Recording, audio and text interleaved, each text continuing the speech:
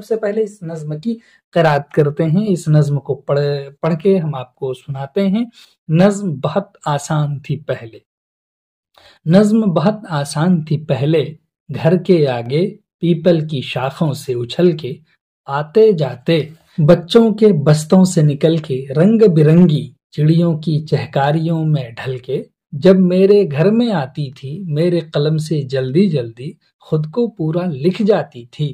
اب سب منظر بدل چکے ہیں، چھوٹے چھوٹے چوراہوں سے یعنی چوڑے رستے نکل چکے ہیں، بڑے بڑے بازار پرانے گلی محلے نگل چکے ہیں، نظم سے مجھ تک اب میلوں لمبی دوری ہے۔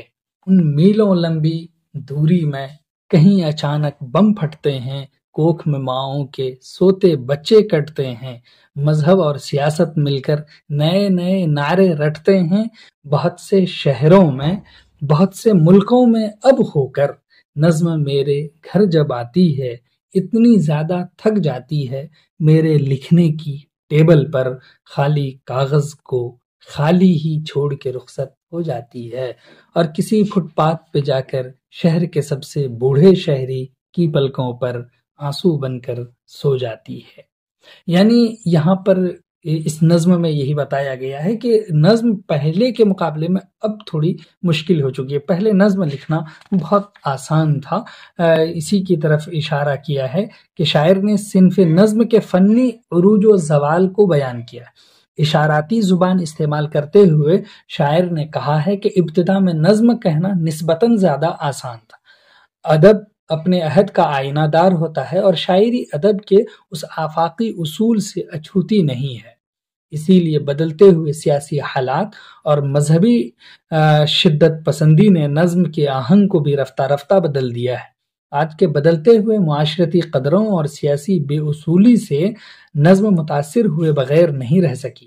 کمیت کے لحاظ سے تو اردو شاعری میں نظموں کا اچھا خاصا سرمایہ موجود ہے اور عالمی سطح پر اسے مقبولیت بھی حاصل ہے، لیکن فکر و خیال کے لحاظ سے صنف نظم دھیرے دھیرے کھوکھلی ہوتی جا رہی ہے اور شاعری کی زبان میں ضعف و اضمحلال کی کیفیت طاری ہے۔ اب دیکھیے یہاں پر ہے سوال کہ کہاں پیدا ہوئے ہیں ندا فاضلی، تو گوالیار میں پیدا ہوئے۔ ندا فاضلی کو کون کون سے ایوارڈ ملے؟ شکھر سمان ملے، خسرو ایوارڈ ملے، غالب ایوارڈ ملے، اسی طرح سے اردو اکادمی ایوارڈ ملے، یہ سارے کے سارے ایوارڈز ان کو ملے ہیں۔ ندا فاضلی نے مشرق و مغرب کے کن ملکوں میں ہندوستانی ادیبوں کی نمائندگی کی ہے؟ ماریشس میں کی ہے، UAE میں کی ہے، اسی طرح سے ہندوستان پاکستان میں انہوں نے ترجمانی کی ہے، نمائندگی کی ہے۔ نمائندگی کہتے ہیں ریپرزنٹیٹیو کو۔ اسی طرح سے ندا فاضلی کے 3 شعری مجموعوں کے نام لکھیے، تو 3 شعری مجموعوں کے نام میں آپ یہاں پر پہلے ہی بتا چکے ہیں کہ ان کے لفظوں کا پل ہے، مور ناچ ہے، آنکھ اور خواب کے درمیان ہے، کھویا ہوا سا کچھ، شہر میرے ساتھ چل، زندگی کی تڑپ وغیرہ، یہ ان کے شعری مجموعے ہیں۔ ندا فاضلی نے سماج کے کس طبقے کے مسائل کو اپنی نظموں میں ابھارا؟ یہ کئی دفعہ اس کوشچن کو پوچھا ہے، تو کمزور اور پسماندہ طبقے کے مسائل کو انہوں نے اپنی نظموں میں ابھارا ہے۔ ندا فاضلی کی شاعری کے بارے میں 5 جملے لکھنے کو دیا گیا ہے، تو آپ نے یہاں پر پڑھا ہی ابھی کہ ان کی شاعری کیسی تھی، انہوں نے شاعری جو کی ہے اس کو ایک مرتبہ دیکھ لیجئے۔ نظم بجلی کا کھمبا کا خلاصہ اپنی زبان میں لکھیے، تو یہاں پر جو اتنا دیا ہے یہ خلاصے ہی ہیں، اپنی زبان میں آپ لکھ سکتے ہیں۔ بالکل یہ ہو بہو وہی ہے جو ابھی ہم نے بتایا ہے، اور یہ نظم بجلی کا کھمبا کا خلاصہ ہے یہ، تو آپ اسی کو جو ہے یہاں پہ اس کو پاؤز کر کے اسی کو نوٹ کر لیجئے گا، یہ بہت بہتر ہے آپ کے لیے۔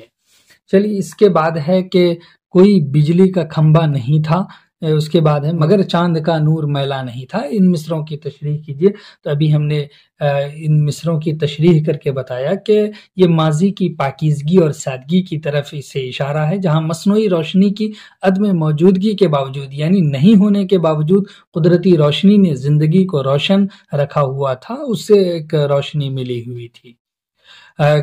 ندا فاضلی کن کن حیثیتوں سے فلمی صنعت سے وابستہ رہے؟ نغمہ کار اور یعنی گلوکار، اور پھر اسی طرح سے مکالمہ نگار کی حیثیت سے فلمی صنعت سے وابستہ رہے۔ ندا فاضلی نے شاعری کی کس کس صنف میں طبع آزمائی کی ہے، یعنی آپ نے کس کس صنف کو جو ہے آپ نے برتا ہے؟ تو دوہے کو برتا ہے، اسی طرح سے غزل کو اور نظم کو آپ نے برتا ہے۔ ندا فاضلی کی شہرت و مقبولیت کی اصل وجہ پر روشنی ڈالی۔ اصل وجہ ہے ان کی شاعری، اس کی وجہ سے وہ بہت مقبول اور مشہور ہوئے ہیں۔ زیر نصاب نظم بہت آسان تھی پہلے کا مرکزی خیال کیا ہے؟ تو مرکزی خیال یہاں پر جو ہم نے اس کو پیش کیا ہے یہ مرکزی خیال ہی ہے، اسی کو آپ نوٹ کر سکتے ہیں۔ اس کے بعد الگ سے کچھ کام کرنے کو دیا گیا ہے۔ چلیے پھر ٹھیک ہے، ملتے ہیں، تب تک کے لیے خدا حافظ۔